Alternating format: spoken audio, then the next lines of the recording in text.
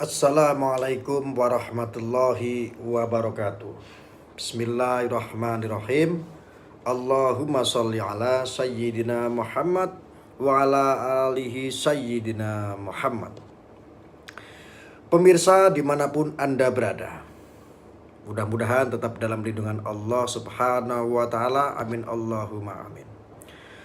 Sentuhan kasih sayang dari Mursyid Thoreqoh Sidikiyah Al-Mukarram Kiai Mukhtar Mukti, yang juga pengasuh Ponpes Majma'al Bahrain Hubul Waton Minal Iman Sidikiyah, membuat keyakinan saya semakin teguh.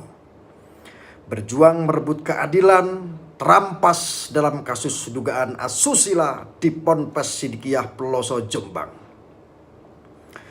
Ketidakadilan terstruktur semakin kuat terlihat di tengah semakin mentahnya dakwaan JPU. Betapa saksi-saksi yang tersebut adalah dakwaan telah nyaris semua membantah konstruksi dan kronologis peristiwanya.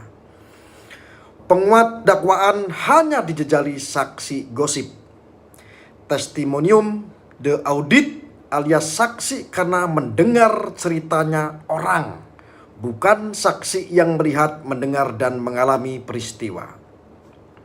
Menjadi aneh, justru terdakwa harus berjibaku menghadirkan saksi fakta, termasuk nama-nama yang disebutkan dalam dakwaan maupun yang tersebutkan dalam persidangan. Padahal untuk mencari kebenaran material seharusnya JPU dan majelis hakim yang bersemangat, karena di tangan merekalah keadilan ini bisa terwujud. Mereka juga punya kewenangan daya paksa.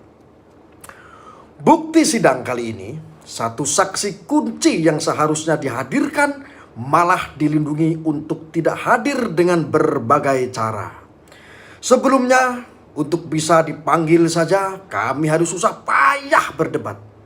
Lalu setelah diperintahkan, dihadirkan, lalu dengan selembar kertas saksi itu diterima untuk tidak hadir. Tampak jelas baik JPU maupun majelis hakim melindungi satu saksi ini. Padahal dari saksi inilah kotak Pandora atau apa skenario rekayasa di balik kasus itu bisa terjadi. Tampaknya kekuatan besar ikut melindunginya, sehingga dalam kasus Mas Beki atau MSAT ini tidak perlu lagi mencari kebenaran material. Pokoknya seperti sudah paket, MSAT atau Mas Beki harus diadili dan dihukum. Sinetron DPO, ratusan aparat mengepung pondok pesantren, pencabutan izin ponpes walau akhirnya gagal, demo difasilitasi mobil Pemkab Jombang, podcast difasilitasi Pengadilan Negeri Surabaya di ruangan bersama LSM dan Kementerian PPA, hingga upaya tidak mau memanggil saksi-saksi dalam dakwaan maupun yang tersebut dalam sidang seakan menjadi rangkaian satu kesatuan. Upaya susah payah menguraikan fakta, menemukan fakta maupun menggali kebenaran di persidangan menjadi tidak berarti ketika dalang dari segala dalang malah dilindungi.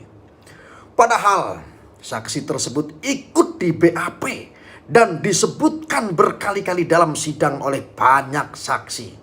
Tetapi malah JPU dan majelis hakim kompak memagarinya. Bukannya dikenakan pidana obstruction of justice, malah dilindungi untuk tidak hadir di persidangan. Luar biasa memang.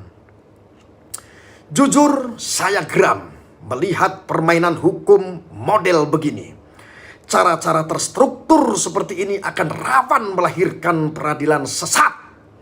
Apa artinya kalau aparat penegak hukum sendiri tidak semangat mencari dan menggali kebenaran material?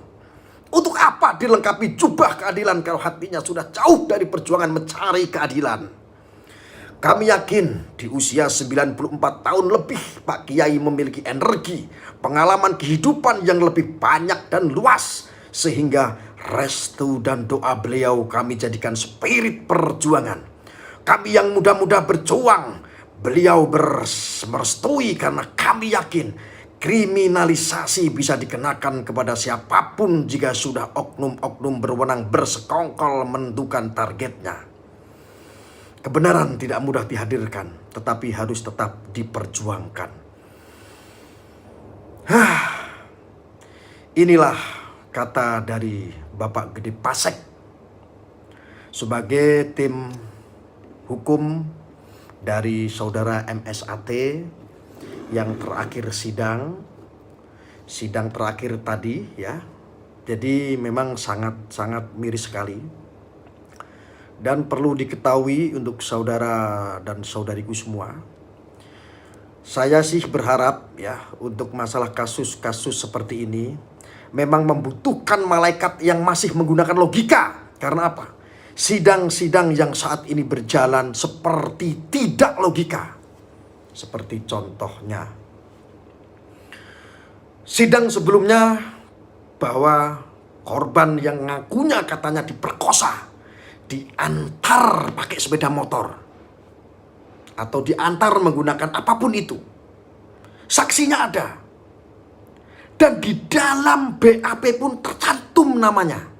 Tetapi ketika dihadirkan dalam persidangan, lagi-lagi saksi yang katanya pernah mengantar sang korban untuk diperkosa tersebut ternyata memberikan kesaksian yang di luar dugaan, yaitu tidak ada dalam rangkaian itu, tidak mengakui ada peristiwa itu, tetapi ada dalam rangkaian BAP.